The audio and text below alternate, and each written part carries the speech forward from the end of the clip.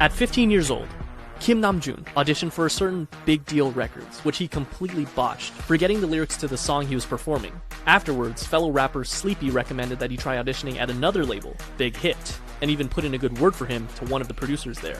At age 16, Kim auditioned in front of Bang Si-hyuk himself, and instantly impressed him. He was offered a deal with Big Hit on the spot, which Kim accepted and became a trainee, officially choosing a name for himself, Rap Monster, destined to become the leader of the newly created group.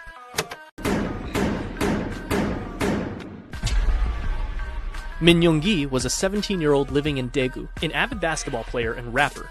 He had been interested in music, especially rap, from a very early age, and despite his parents' disapproval, started performing as a rapper while still in high school. He quickly gained attention as a rapper and producer in the underground hip-hop scene. One day he saw a flyer for a rap competition called Hit It and decided to participate. And although he only placed second, the company hosting the competition, you guessed it, Big Hit, decided to sign him on as a producer. Hitman Bang spoke with him afterwards, convincing him to join a newly created hip-hop group. He told him to just focus on rapping and assured him that he wouldn't need to dance.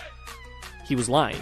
And just like that, the new group had a second member, known as Suga, a combination of the first two syllables of shooting guard, his favorite position in basketball. Jung Ho-seok always loved dancing. He was in the starting lineup of the dance crew Neuron in his hometown, Gwangju. He was good at it too, winning several local championships and even winning a championship at the national level in 2008. When he decided to audition for JYP Entertainment though, after a few rounds of auditions, he was cut. Fortunately, he didn't give up and went to his second option, a smaller, lesser-known company, Big Hit Entertainment. His dance skills and strong understanding of rhythm made him an instant favorite, and he was signed on as J-Hope. Not only that, but they saw potential in him to become a rapper, which at this point he had little experience with. However, J-Hope quickly felt that he wasn't a good fit and decided to leave Big Hit until RM convinced both J-Hope and Big Hit that the group wouldn't be complete wwith him. He was right.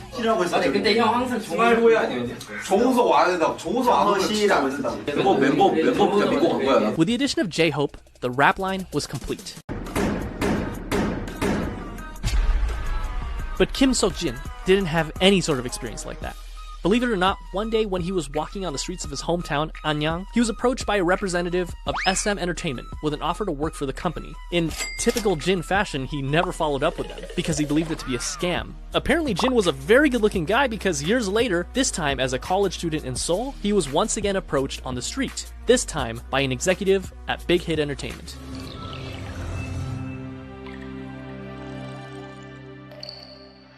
He didn't sing, he didn't dance. He was at school to become an actor, and he decided to audition to become an actor. Big Hit, however, had different plans for him, and convinced him to become a vocalist for their new group.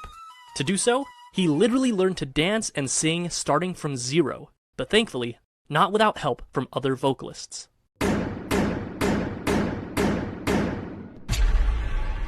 John Jung-kook initially had dreams of becoming a badminton player when he was young, but after seeing G-Dragon perform Heartbreaker on television, it influenced him to want to become a singer instead. Because of this, at only age 14, he decided to audition for the South Korean talent show, Superstar K.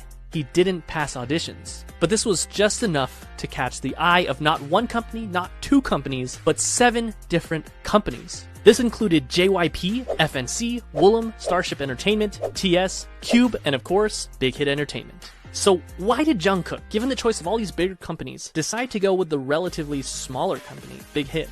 The answer was simple. Because he thought, and I quote, RM was cool, so I wanted to sign with them.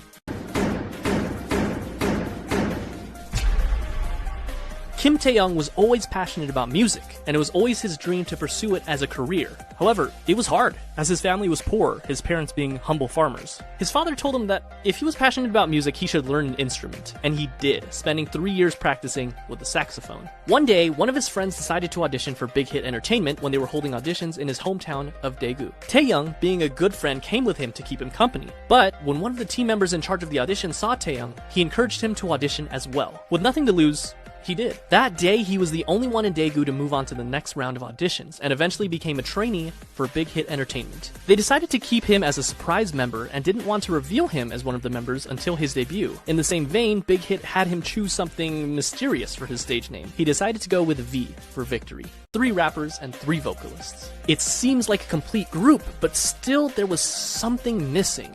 Someone was missing. Someone that could take this already great group of artists and push it even further to achieve perfection.